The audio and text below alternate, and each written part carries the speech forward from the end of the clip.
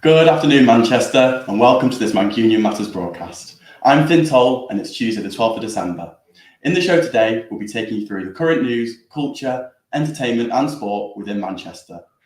But first, in today's news, the controversial Miranda Bill will be voted on in the House of Commons tonight, as Rishi Sunak tries to soar up support for the legislation as right-wing MPs rebel against the decision.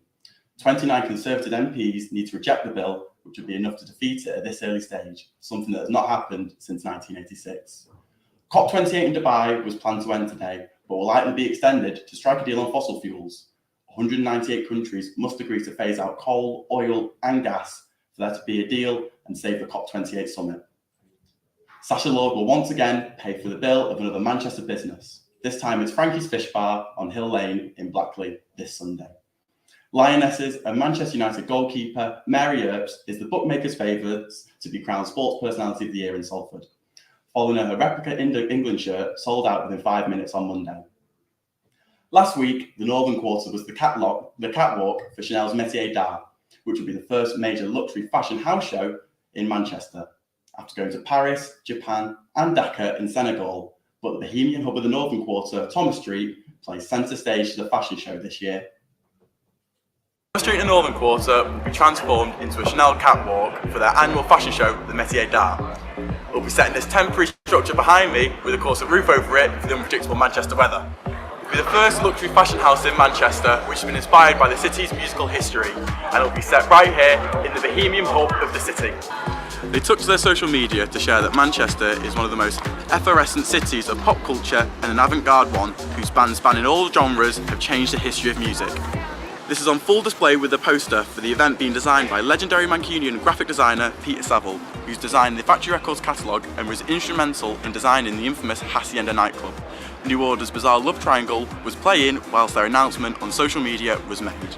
With the likes of Pharrell Williams, David and Victoria Beckham and Christian Stewart rumoured to be here, all of Manchester's 5-star hotels have been booked out.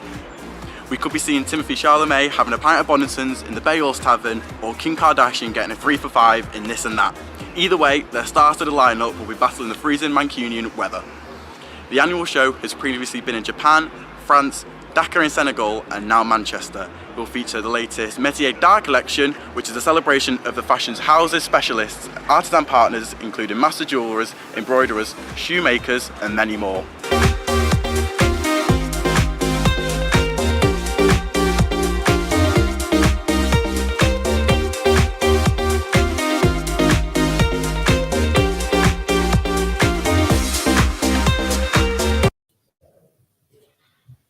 And what a fantastic show it was. I'm still trying to work out if it was Bez's Maracas or Rennie's bucket hat which attracted Chanel to come to Manchester.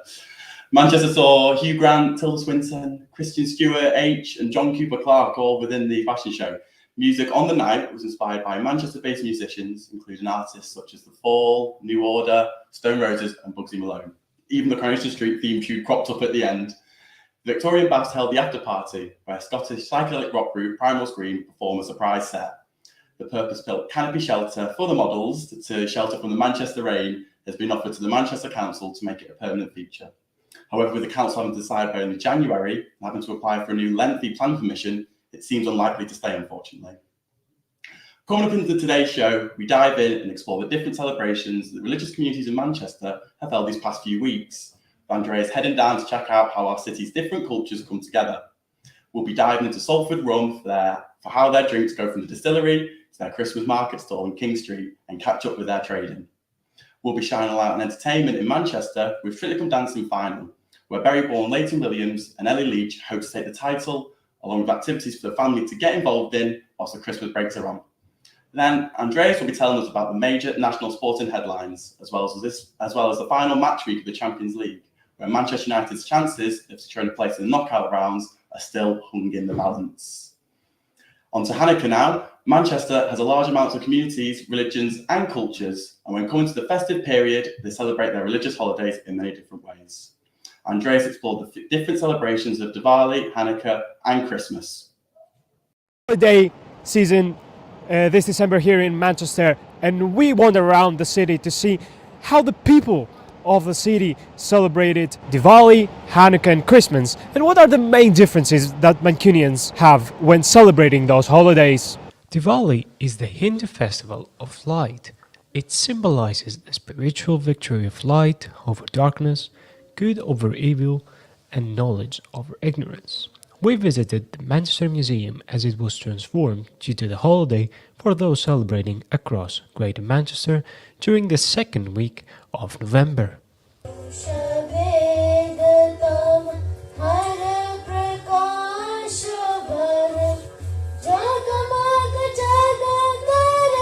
The museum had an art workshop, traditional singing performances, and a big party on Saturday night for everyone to celebrate.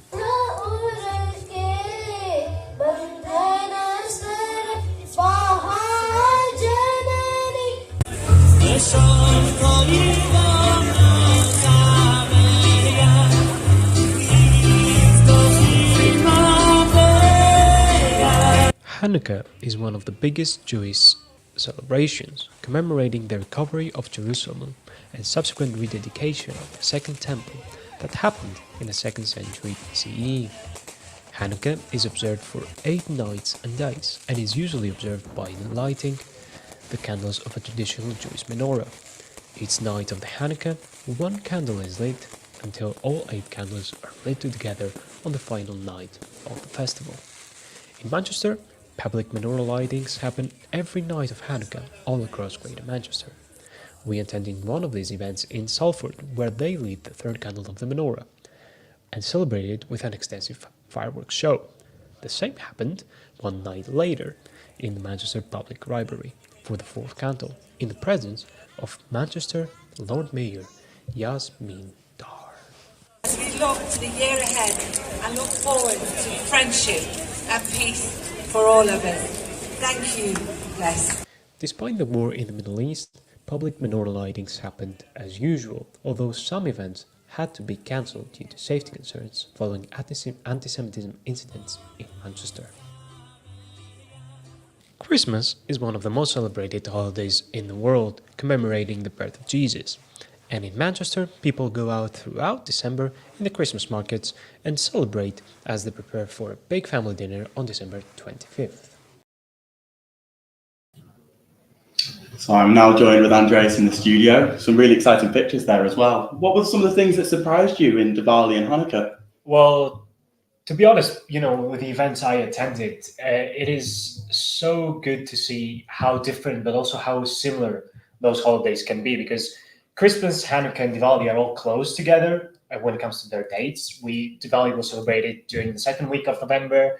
Hanukkah is right now as we speak. And of course, we've got Christmas coming up at the end of the month. But there are major differences, of course. Diwali, they're all dressed colorful. They have big parties. They dance. With Hanukkah, they also party and dance. I think that's common for all 3 holidays.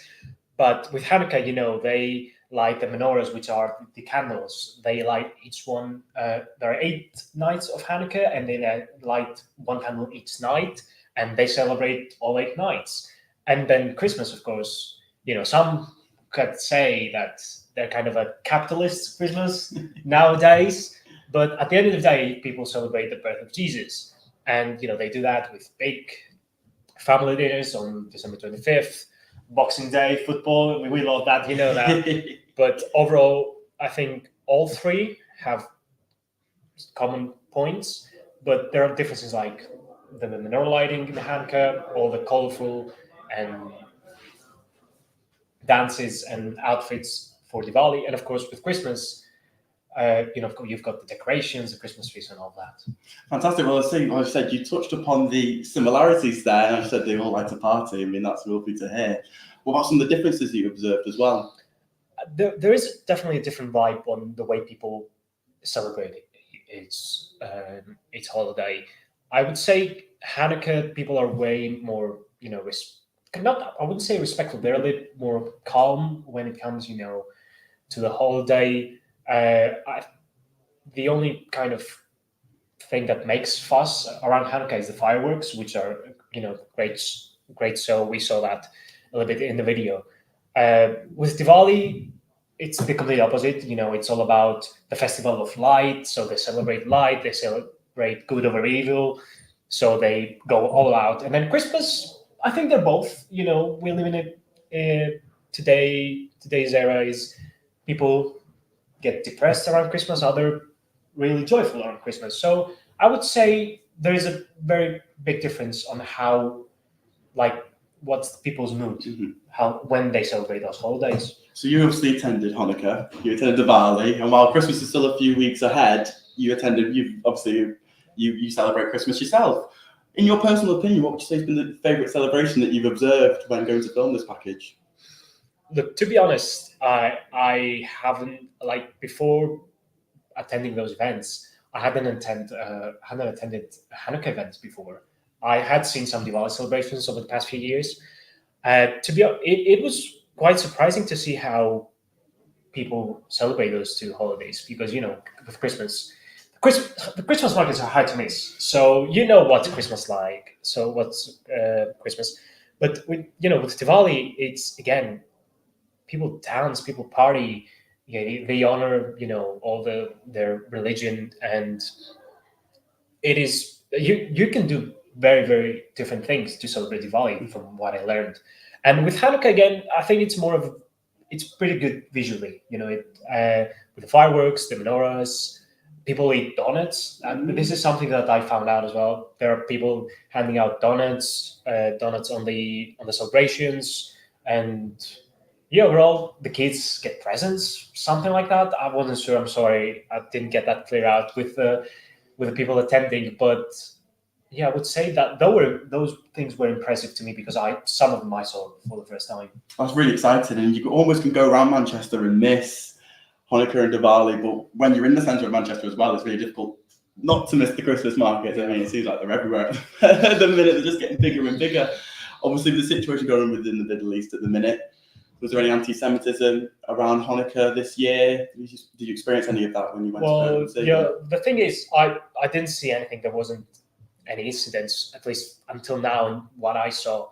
But I would say that compared to other years and searching for events to go and attend, there was definitely a decrease in the number of events happening for Hanukkah. There were still a lot of them, but most of them this year were a little bit more private. There were fewer public menorah lightings than other years. There were still some, so that shows that people tried to keep on with their normal lives. Of course, the Manchester Council and the police said about anti-Semitism incidents around Greater Manchester. There was police, there was tight security in the events I attended to, especially the one in the Manchester Central Library, where the Manchester Lord Mayor attended as well.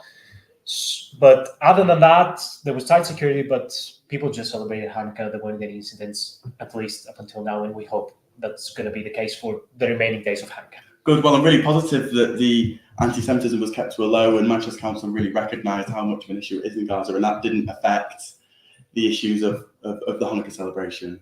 Thank you very much for joining us as well. Thank you. Next time we're going on to Salford Rum, which is inspired by the flowing Caribbean imports through the Salford docks in the late Victorian era. It's these flavours infused with their dark and spiced rum that made it one of the favourite drinks among Mancunians. To see the magic behind the drink, Jess headed down to the dirty old town distillery, see how they prepared for the Christmas markets, then went to catch up with them a few weeks later when the market stall on King Street was up and running. Return of the Salford Rum Company. We took a look behind the scenes at how they've come to be such a well-loved fixture in the community and how they prepared for the market. So started Salford Rum in 2018. Me and my business partner James, basically it was a drunken idea, like all the best ideas.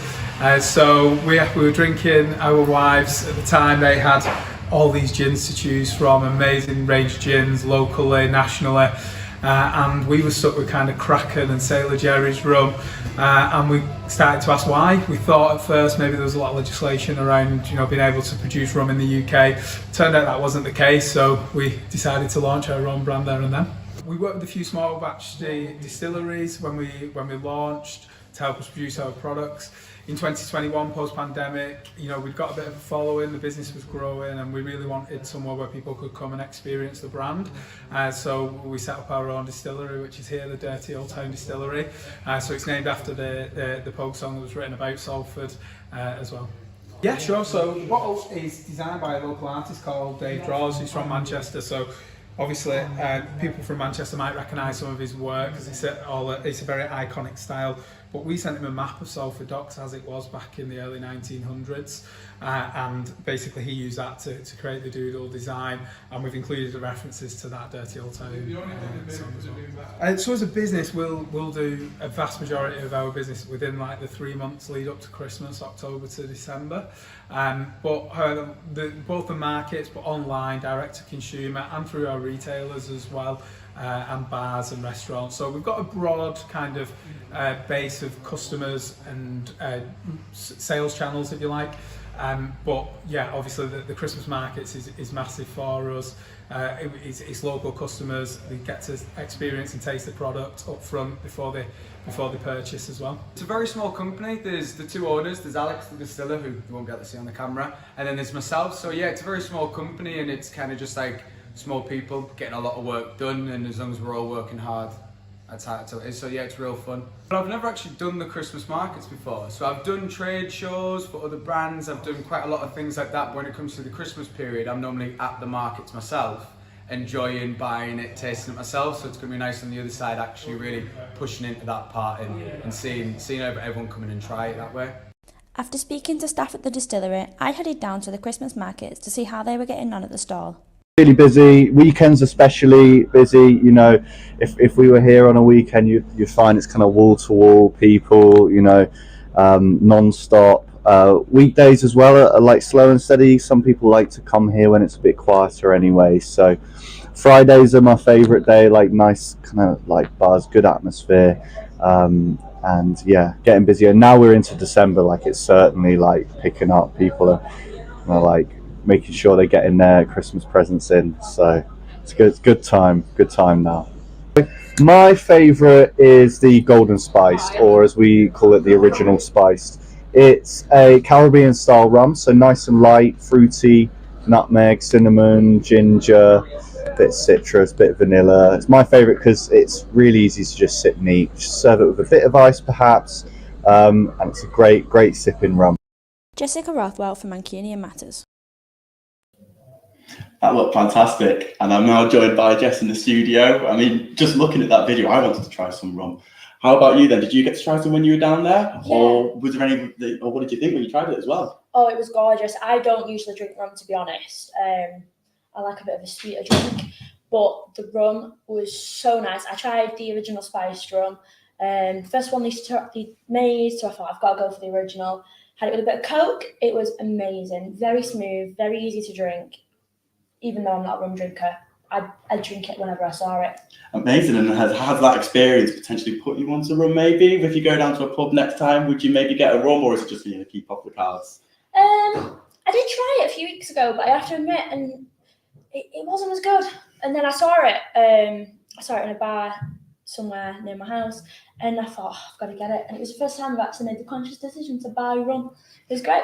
Fantastic. And what kind of rums do they have on offer then at Salford Rum? So they do three main rums. They do the original spice, the one that I tried. They do a dark spiced, and they do a honey rum. But they also just launched a new flavour, which is blackcurrant spiced rum. And that's from back in the working men's clubs. The founder Tommy was telling me that one of the most popular drinks in Salford, the working men's clubs, was blackcurrant and rum, and spiced rum specifically. And so they've kind of gone back to the roots of that, and they've decided, let's make one that people can go back to. They made a hot drink with it, a hot cocktail for people to have at the markets, and it was great. So yeah, I think I might have to pick up a bottle of that. Fantastic. And the owners of Salford Rum, how passionate were they? Oh, Tommy, I didn't get the chance to meet James when I went down, but Tommy was so passionate. He loved it. Like, I walked into the distillery and he was just so happy to be able to show someone his passion, which that's really nice to see in a business owner. Someone who really cares about what they're doing. I love that. And they're trying to keep it really Mancunian as well with flavours. Yeah, definitely. They source like the blackcurrant rum that they've done. They partnered with the Promise Co., which is a farm in Leyland, and all the produce they get, they try and source it as local as they can. And again, the distillery is called Dirty Old Town Distillery, which we'll all know from the folk song. And the bottle, as you saw in the video, it's very iconic. They've kept it as Mancunian as they can get it. It's dead noticeable as well, the bottle. Whenever you go into a bar or anything, it's dead noticeable. It's dead eye-catching. You can see it anywhere. It really stands out. Obviously, you went to the Dirty Old Town Distillery as well. What was the setup like in there? It was amazing. It was so nice. It was so intimate, and they were brewing the blackcurrant rum as I went in, and you walked in and it just overpowered all your senses. And I thought, wow, I need a glass of rum now. I'm a bit gutted I'm driving. But then when I started talking to all the staff, they were so friendly, they were so nice. And you can actually, if anyone fancies it, if you're a rum lover, if you know a rum lover for Christmas, you can book a rum experience and go down to the distillery yourself. The boys will teach you about the history of rum, about how they set up the company, why. You'll get to meet them. It'll be nice and intimate because it's only a small setup because they're quite new. And best of all, you get a lot of tasters, which you can also get down at the stall at King Street. So definitely worth a visit. That's the most important thing. First of all, that is the most important thing. Well, thank you very much, Jess, for your Salford Rum package. And now we're going to be moving on towards entertainment. Thanks, Finn. It's been a really exciting few weeks in entertainment. I mean, we've had the Doctor Who 60th anniversary specials have been released the past few weeks. David Tennant returned, Catherine Tate's Donna Noble, Bonnie Langford's Mel Bush, and the final episode kicked off with the introduction of Ncuti Gatwa as the 15th Doctor. Gatwa's Doctor will return to our screens for the anticipated Christmas special this year. Also, we had the I'm a Celebrity final where Sam Thompson was crowned King of the Jungle on Sunday after winning the hearts of viewers with his bubbly and loving personality. People really loved his bromance with Marvin Humes and Tony Bellew. The Made in Chelsea star said that by voting him the winner, the viewers had made a boy's dream come true, as he'd been a fan of the show since he was young. This Saturday, though, it's time for some dancing, with the final of Strictly Come Dancing, and two of the final contestants are one of our own from Bury, Leighton Williams and Ellie Beach. We went out to find Mancunian's takes on the two and who they'd like to win, and also their favourite numbers. Said that they're both really good. Yeah. They're both really good, yeah. Do you have a favourite number of Leighton's that he's done? I'm trying to think. Watch it all the time, so I think they've done. I think it might have been the rum. No, not the rum, but Paso Doble or something like that, which I thought was really good. I quite remember now. Wasn't too keen on the last one she did, the No. R&B kind of thing. Yeah. But she's been really good, hasn't she? Which Definitely. one would you choose to win and why? It's hard. That's really hard. I'd probably go Leighton. I think I'd probably go Leighton. That's who we discussed, didn't we? No, he just comes across as a really nice person, very family orientated. I think it'd be nice for him to win. The fact that she sort of come from not done dancing, whereas Leighton is, Yeah. he had that background, didn't he? So, so rooting for Ellie. And she seems to get on so well with Vito. Ali! I'm guessing you want her to win then, is that Yeah! All the way, Ali! Good luck! Oh, definitely, yeah. Manchester's buzzing at the moment, isn't it? What Definitely. with the fashion show and everything, Yeah? Yeah, so Ellie. And in the music world, it seems that everyone's really getting into the Christmas spirit. Jack Harlow's Lovin' On Me has been knocked on the #1 spot in the top 40 by Wham's Last Christmas. And also climbing the charts is the Pogues' Fairy Tale of New York after the passing of the lead singer Shane MacGowan on the 30th of November. Tributes poured in for the singer-songwriter, with the Irish president calling him one of music's greatest lyricists. Now, moving on to another package and some of the best things that are going on within Manchester for the kids and family this Christmas. Trafford Palazzo's newest offering has seen a flagship Nerf store open its doors, included within the UK's first official Nerf-themed attraction are two battle arenas, a training ground, a sports arena, as well as the first Nerf store. It was perfect for big kids like us as we went down on the opening day. Palazzo for the grand opening of the Nerf Action Experience. It's its debut in the UK and in Europe, and it's also got the only Nerf store in the UK. So let's go and check it out then. Nerf Action Experience has come to Manchester for the first ever location in their European launch. It's great for big kids like us, or ones you want to bring your own kid along, with a whole host of adrenaline-fueled activities. Hi, I'm Brian Ward. I'm the Chief Operating Officer here at Rockefeller Leisure Group. Amazing place. Obviously, you look around, you've got all the different IPs within here, the different family entertainment centres. So it's a natural place for young families and for families alike. And it's a good destinational place to be in and around. It's totally different to paintballing. We have 4 different zones in here. The first zone is the sports zone, where we have 7 fun-filled games in there, ranging from turbo throw to velocity volley.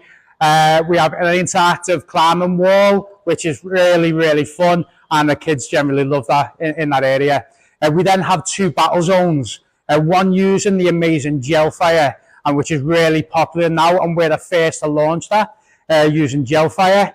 Upstairs, we have Mission X, where you're using the Nerf blasters and darts, and then we have a training concept, a training zone, where you can go and hone in on your skills.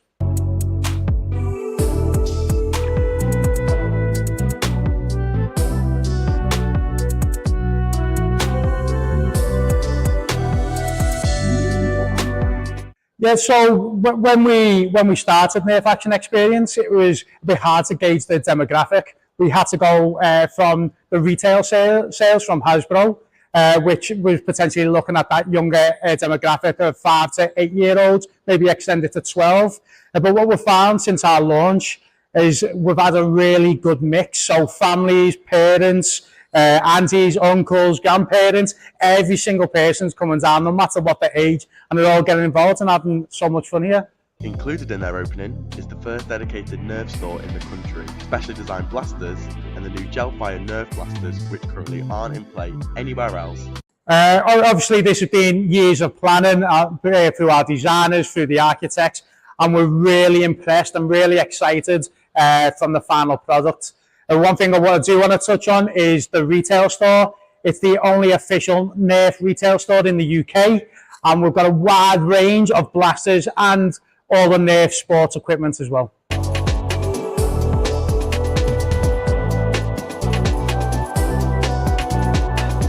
The concept of Nerf, it was really appealing to me. But yeah, I love the whole concept behind it. This huge indoor venue is now officially open in Trafford Palazzo, where tickets start at just £16.50 for an hour. That's Jess, Finn and Andreas from Trafford Palazzo. There we go. That was brilliant. Let alone that I could shoot my college as well. That was also quite a bonus. Now moving on to something a little bit different, and the Halle St. Peters in Ancoats was illuminated with the warm glow from thousands of candle lights on Saturday night. The work from Japanese composer Joe Hisashi was performed by a string quartet, which is brought together by Fever, with some really exciting offerings in the run up to Christmas. Coats will be turned into a spectacle thanks to the soft glow of thousands of candle lights, where the soundtrack of Joe Hisashi will be on full display here for one of Fever's many candlelight concerts.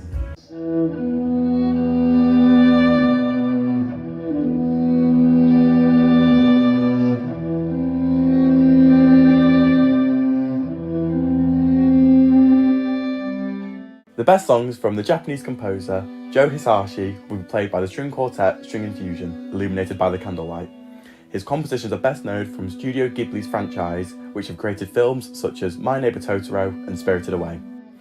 These original concerts have been created by Fever, who are the leading global live entertainment discovery platform. Initially showcasing the greatest classical composers, now highlights a wide range of genres and popular modern artists. Fever have recently launched a new Christmas candlelight concert highlighting Christmas movie songs from Love Actually, Home Alone and Elf on the 17th and 27th of December at Concord Conference Centre, which will be a spectacular and multi-sensory music experience.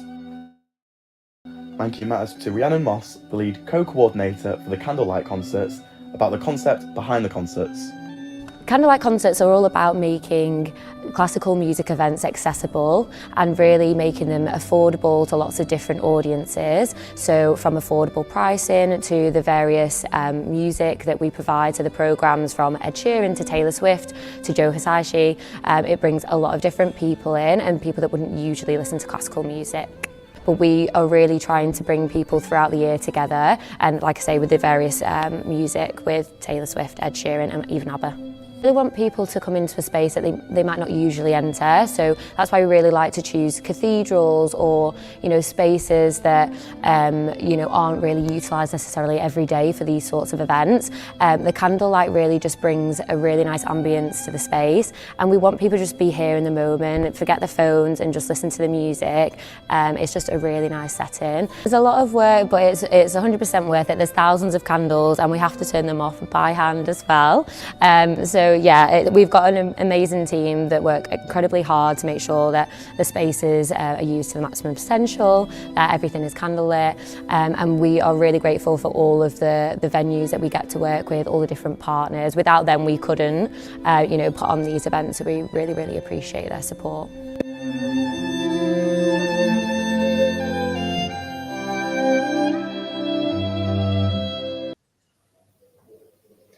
Well, that was spectacular, Finn. I mean, how was that experience watching the Candlelight concert in person? Well, I mean, hopefully you could have seen it by the video, but it was in a really intimate setting with thousands of candles, with an incredible 4-piece band string infusion, and it was a really intimate performance. I mean, that musicianship was incredible, and you could really see the passion in their faces as well, which meant that everyone else felt the passion when they're playing their songs. It was just absolutely incredible, and you could hear a pin drop in there. Everyone was told to put the phones down, and everyone was just fixated on the music, and it was something really special. Yeah, I mean, it looked that way, and it's just such a unique event and an amazing spectacle to see. And have you went there? You talked with the people that organized that. What other events have they got coming up? Absolutely. So in Manchester, on the run up to Christmas, on the 17th and 27th of December, they've got the soundtrack for some of your most loved Christmas movies. So they've got the soundtracks from Home Alone, Elf, Love Actually, if it is a Christmas movie or not. It's on the bill, and that will be at the Concord Conference Centre in Altrincham. So that's going to be something really exciting, something you should get down to. Yeah. And where else can we find those Candlelight concerts right around the area? So obviously I was in Halle St. Peter's, which is in Ancoats, and that was more of their smaller spaces, one of the smaller intimate spaces. We also took over Manchester Cathedral. When I was speaking to Rhiannon as well, she was saying there's about 4,000 candles in Manchester Cathedral. It's the biggest space that they've got within the Gothic architecture. It looks really lovely once you're in there. And where the Christmas movie soundtrack's coming on is at the Concord Centre, which is in Altrincham. And that looks really, really special because the candle lights are set up underneath one of the old Concords, and you sit under there while listening to the music of different composers. So that one's really special as well. Well, of course, you're specialized in music journalism and you've been to countless of concerts from all kinds of music.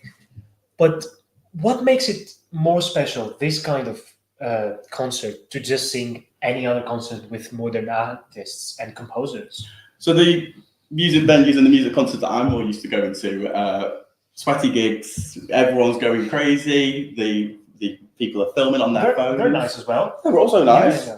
But for a cold day, maybe not too much. But this one, no one had the phones out. There was a strict instruction to put your phones away at the start of the show.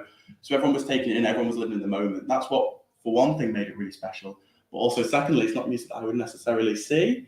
That classical side was really intriguing and really captivating as well. And just the glow of the candlelights, you're never going to get anything like that anywhere else. So it was just super, super, super special to see. I mean, it was fantastic. I had a belt in time, so it was really good. Yeah, it looked that way, 100%. Thank you. No worries. And now moving on to sport, we've got our sport expert sat next to me, Andreas, who is going to give the national headlines for the sport. Great. Thank you very much, Finn. Well, it's a busy day today for Manchester United fans as Man United face Bayern Munich tonight at 8 at Old Trafford for the last match day of the Champions League group stages. The Red Devils of Erik ten Hag need to win in order to have a shot at remaining in European football in February. But they are also dependent on the result of the other match of the group between Copenhagen and Galatasaray in Denmark. You can see the table. Bayern Munich have already qualified for the round of 16, and behind them, Copenhagen and Galatasaray are tied in second with 5 points, and Man United are dead last with 4.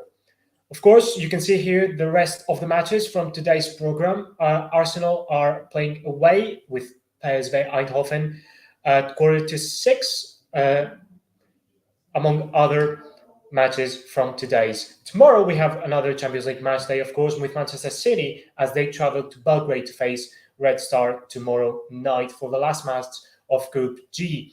Man City and Leipzig have already qualified for the round of 16 from that group.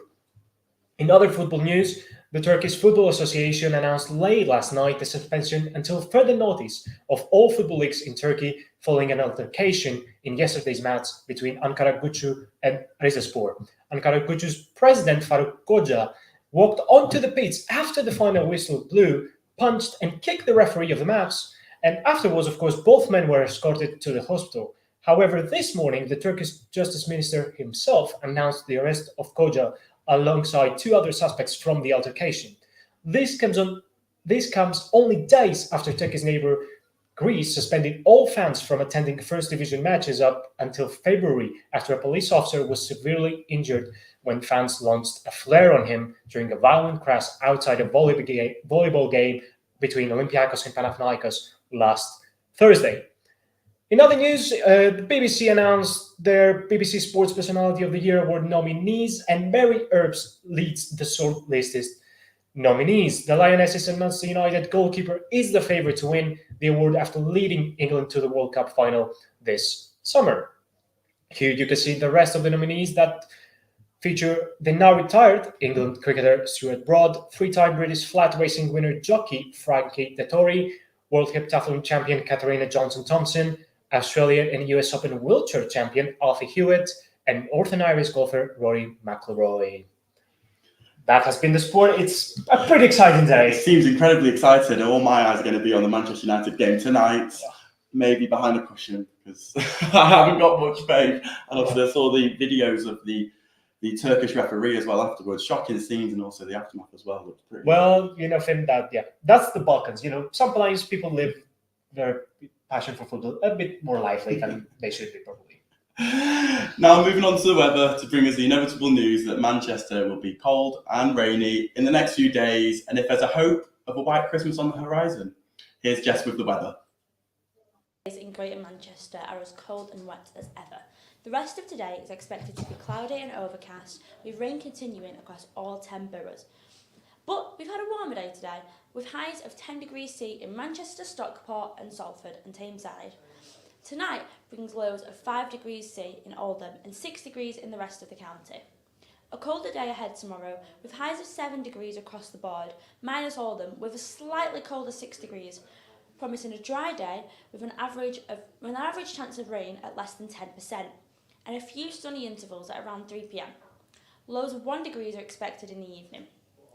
After heavy rainfall over the weekend as a result of storms Ellens and Fergus, people are warned of the risk of flooding as water levels rose to a concerning level in the Poyle Brook in Horwich in Bolton. And skipping ahead to Christmas, Greater Manchester and a white Christmas is not on the cards, with moderate rain all day and a light breeze. Back to you in the studio, Finn. Thank you very much for joining us on this Mancunian Matters broadcast. I've been Finn Toll and hope you will stay safe and take care.